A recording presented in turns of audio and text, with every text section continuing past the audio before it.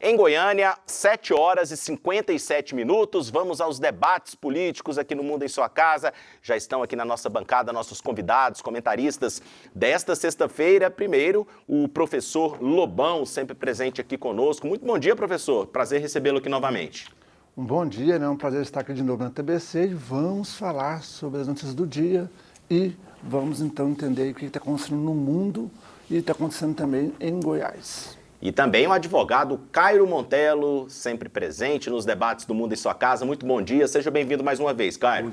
Bom dia, Rafael, bom dia, professor Lobão, você que nos acompanha. E hoje começa a corrida eleitoral oficialmente, a campanha eleitoral para prefeitos e vereadores. Hoje é o start desse grande jogo aí que vai encerrar no dia 6 de outubro. E promete, em várias capitais, eleição acirrada, que deve, inclusive, ir para o segundo turno. E a gente vai trazer aqui todos os detalhes, vamos acompanhar as eleições em todo o país. Vamos começar os debates de hoje com a notícia a respeito do conflito, mais um conflito entre Bolsonaro e o ministro Alexandre de Moraes. O ex-presidente Jair Bolsonaro, que afirmou que as mensagens entre Alexandre de Moraes e assessores publicadas pela Folha de São Paulo revelam um problema pessoal do ministro do STF com ele.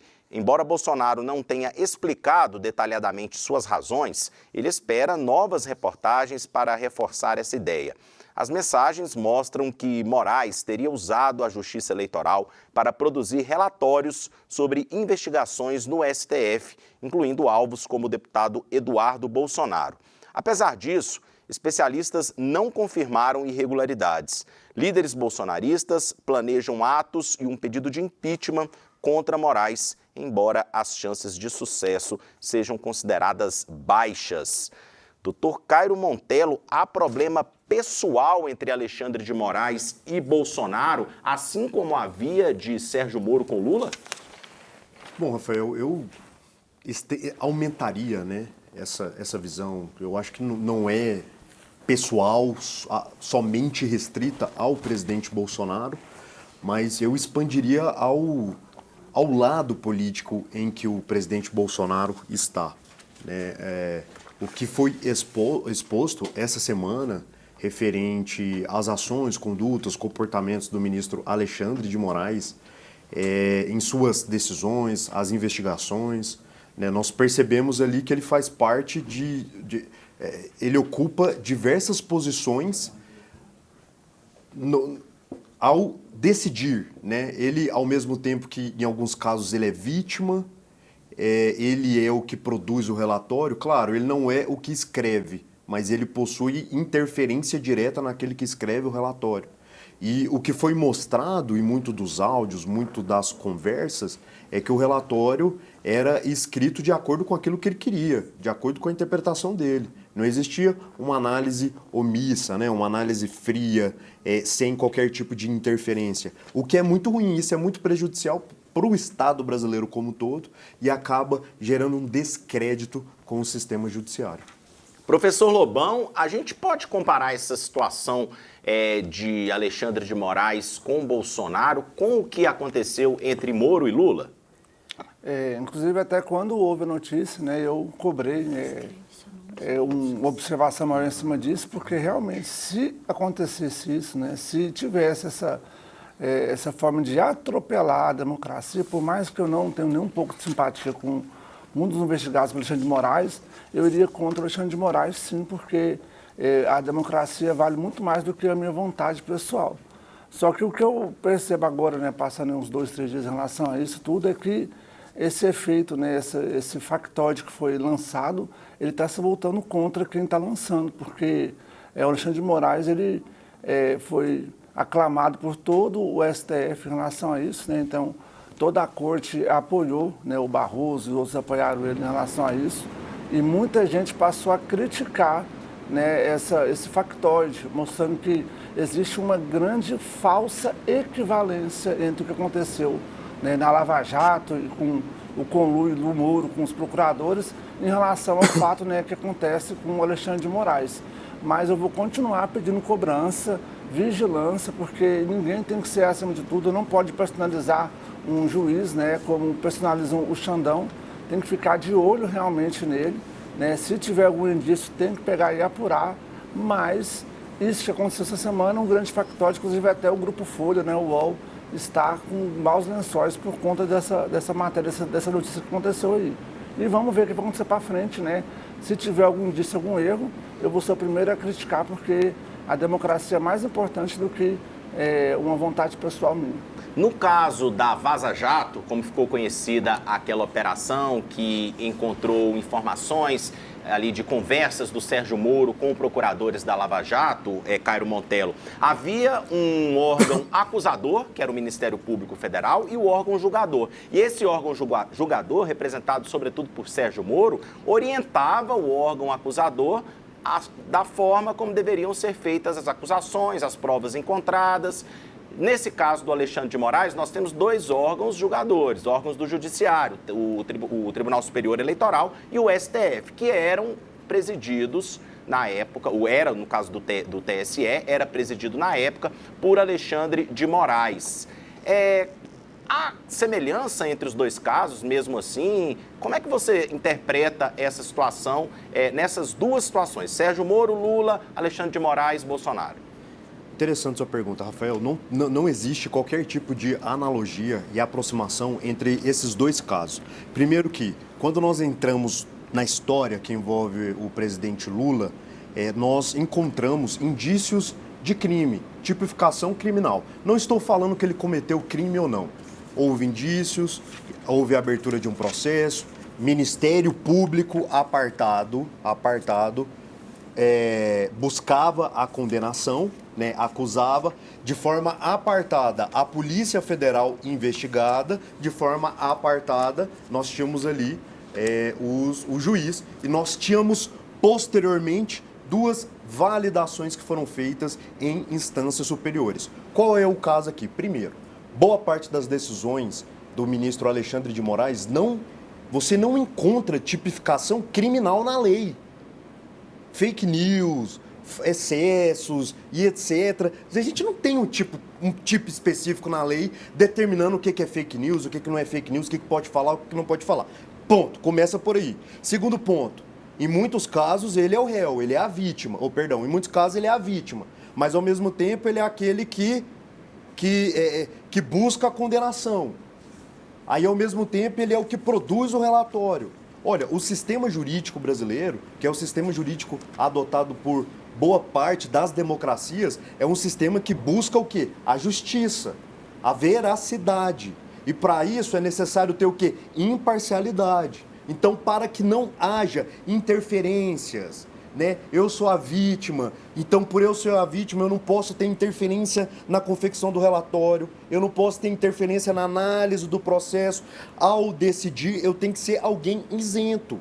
Mas o ministro Alexandre de Moraes, nesses casos em específico, nós não podemos afirmar com clareza essa isenção, porque ele faz parte de praticamente todos os grupos do processo. E Moro podia falar contra Lula, o Cairo? Naquela questão, porque a gente via claramente, as conversas mostravam, o Moro orientava o Ministério Público Federal na forma de acusar o presidente Lula, e o Moro ia julgar o caso do presidente Lula. Eu confesso que em determinados momentos é possível que Sérgio Moro tenha excedido. A grande questão Rafael, nós tivemos a validação dessas decisões em outras duas instâncias. Quando eu estou em sede de Tribunal Superior Eleitoral, para quem eu vou recorrer? Para quem eu vou pedir uma revisão de uma decisão? São raríssimos os casos de transferência do TSE para o STF. Mas mesmo que você consiga transferir do TSE para o STF, são os mesmos ministros.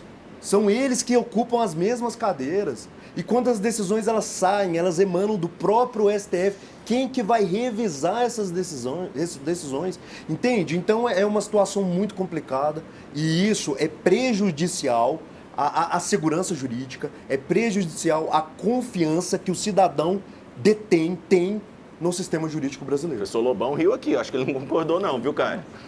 Eu acho muito engraçado o pessoal, né, a turma, eu vou até fazer uma brincadeira, né, bolso-afetiva, né, é apaixonado pelo Bolsonaro e por tudo, né, porque porque agora está colocando... Só uma correção, eu sou apaixonado pela nossa Constituição e pela democracia.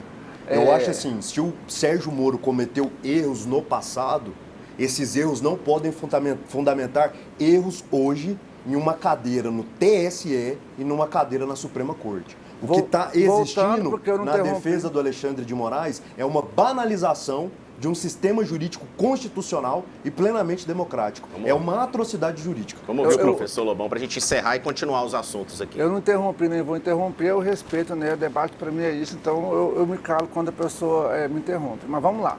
Então, o que eu acho engraçado desse pessoal é que eles começaram a chamar o Greenwald de Verdevaldo, né? E ele era um grande... errado, um bandido, né? O Moro, quando brigou com o Bolsonaro, também virou bandido, depois virou... Eles viram a chavinha rapidamente em cima disso, né? Então, agora que o Green está defendendo e mostrando, né, e divulgando que tem 6 gigabytes de informações e tudo, agora o Green virou um grande santo, né? Mais uma vez, eu não passo pano para ninguém. Meus amigos de esquerda morrem de raiva de mim quando eu reclamo das coisas do Lula. Meus amigos de direita reclamam quando eu falo do Bolsonaro. Eu não tenho compromisso com pessoas, eu tenho compromisso com ideias, né? E o que ele falou realmente é certo. A democracia é muito importante, então, se tiver um abuso, sim, do Alexandre de Moraes, tem que pegar e condenar mesmo. Mas eu fico, assim, muito estarrecido de as pessoas, até hoje, né, ficar defendendo o Moro, defendendo o Deltan Dallagnol e fingindo que não aconteceu nada e agora tentando inventar um fato do Alexandre de Moraes, sabe? Então, infelizmente, as pessoas não querem debater ideias, querem só torcer para um time de futebol. Ah, se meu time de futebol fez um gol roubado, mas fez um gol, então tá tudo bem. Né? Então é sempre assim, né? As pessoas, infelizmente, não têm imparcialidade com as coisas. Eu vou defender sempre a democracia. A gente tem participação aqui, algumas falando a respeito deste assunto. O Ramiro Bessa, participando através do WhatsApp 991095099, dizendo que acredita que o Moraes promove perseguição contra a direita para defender quem está no poder no momento. Participação também no canal da TV Brasil Central no YouTube, através do nosso chat. Muitas críticas a Alexandre de Moraes, do Toninho Kaká, está criticando ele aqui, a Vanice Maria de Jesus também criticando Alexandre de Moraes, o João Carlos Gonçalves Carvalho dizendo que os golpistas não querem que seu líder seja preso e para isso são capazes de tudo, até sua liberdade, amam mais Bolsonaro do que Deus. A Lucimar Souza está dizendo que se não tivermos afetividade pela justiça, estaremos namorando com a injustiça. Mande também sua participação ao vivo, canal da TV Brasil Central no YouTube e através do nosso WhatsApp 991095099. Para a gente concluir mesmo, Caio Montelo, porque temos que seguir com os assuntos aqui. Não, perfeito. A justiça ela precisa seguir ritos, ela precisa seguir procedimentos e ela precisa seguir aquilo que está na lei. Não é porque tem alguém sentado na cadeira e com esse poder emanado, né, esse senso de justiça, esse senso de revisor, que ele pode fazer a Deus do Ará, manda um WhatsApp, conversa ali com assessoria, etc.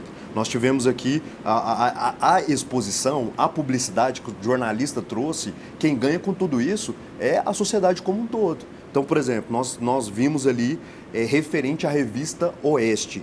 Um dos assessores virou...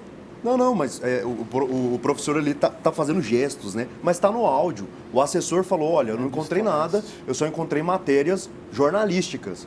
E aí o superior dele, né, que detém contato direto com o ministro Alexandre de Moraes, praticamente vira para ele e falou, se vira, use sua criatividade. O ministro quer que você identifique algo, faça esse relatório. Aí ele fala, vou dar um jeito nisso. Então, assim, é lamentável isso. Lamentável.